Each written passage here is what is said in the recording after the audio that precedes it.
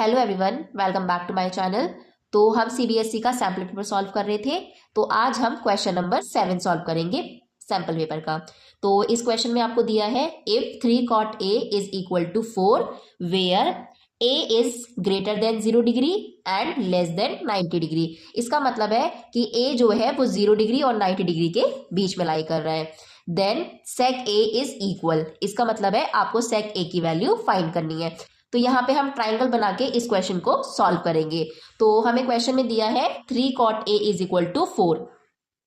तो 3 cot A is equal to 4।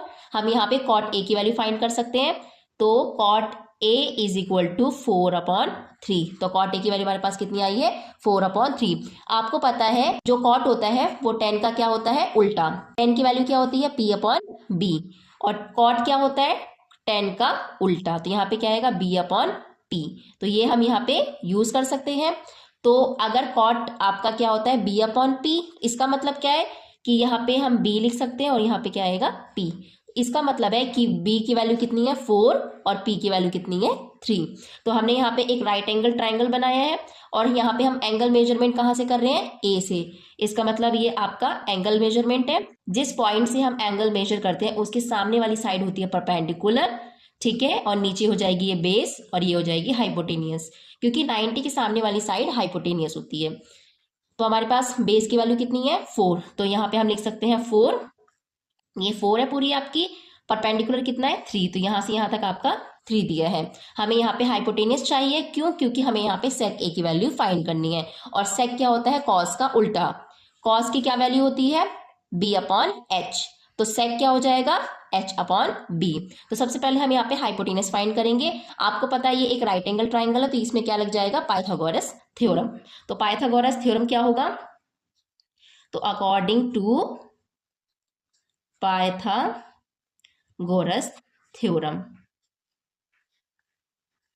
तो Pythagoras theorem के अकॉर्डिंग हाइपोटेनस का स्क्वायर इज इक्वल टू होता है आपका hypotenuse square equal to base का स्क्वायर प्लस परपेंडिकुलर का स्क्वायर। तो आप देख सकते हैं यहाँ पे हमारा हाइपोटेनस का स्क्वायर हो जाएगा। तो हाइपोटेनस का स्क्वायर इज इक्वल टू क्या होगा? बेस का स्क्वायर प्लस परपेंडिकुलर का स्क्वायर। तो हाइपोटेनस क्या है? AC। तो हम यहाँ लिख सकते हैं AC का square is equal to base कितना है? यहाँ पे AB का स्क्वायर हो जाएगा प्लस परपेंडिकुलर क्या है? BC का स्क्वायर। तो यहाँ पे हमें AC की वैल्यू फाइंड करनी है। तो AB की वैल्यू कितनी है? 4। तो यहाँ पे हम 4 का स्क्वायर करेंगे प्लस BC की वैल्यू कितनी है? 3। तो यहाँ पे 3 का हम स्क्वायर करेंगे। तो हम आगे इसको फर्दर सॉल्व कर देंगे। तो 4 का स्क्वायर कितना हो जाएगा? 16 प्लस 3 का स्क्वायर कितना होगा? 9। तो इनको हम प्लस करेंगे तो आंसर कितना आ जाएगा? 25। तो यहाँ पे AC का स्क्वायर कितना आया है? 25। हमें AC का स्क्वायर नहीं चाहिए, हमें सिर्फ AC चाहिए। तो यहाँ से जब ये स्क्वायर हटेगा तो इधर जाएगा तो क्या बन जाएगा? ये रूट। तो यहाँ पे वैल्यू आ जाएगी AC की √25। ठीक है, अब हमें क्या करना है? 25 को अंडर रूट से बाहर निकालना है। इसका अगर हम फैक्टर करेंगे तो क्या होगा? 5 5 जा 25। तो आप देख सकते हैं यहाँ पे 5 5 जा क्या होगा? 25। तो यहाँ पे 5 5 जा 25 होगा। और कोई भी नंबर अगर रूट के अंदर 2 बार होता है तो ये बाहर आके 1 बार हो जाता है, मतलब वो नंबर आपका रूट से बाहर आ जाता है। तो यहाँ पे AC की वैल्यू हमारे पास आ गई है 5 सेंटीमीटर। तो यहाँ पे हम लिख सकते हैं AC की वैल्यू कितनी आई है? 5 सेंटीमीटर। अब हमें यहाँ पे क्या फाइंड करना है? sec A। तो सबसे पहले हम यहाँ पे cos लिख देते हैं। तो cos क्या होगा? B/H। cos का उल्टा क्या होता है? sec। तो sec क्या होगा? ये होगा H/B। तो ये हमारा sec का फॉर्मूला होता है। तो हम sec A अगर हमें यहाँ पे फाइंड करना है तो यहाँ पे क्या आएगा? H/B। और H क्या है हमारा? AC। और B कौन सा है आपका? AB।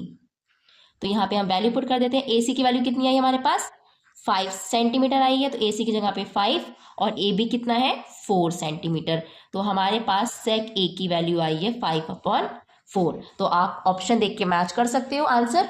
ठीक है, तो हमारा आंसर क्या आया? 5/4। तो ये क्वेश्चन हमारा कंप्लीट होता है। आई होप आपको समझ में आया होगा।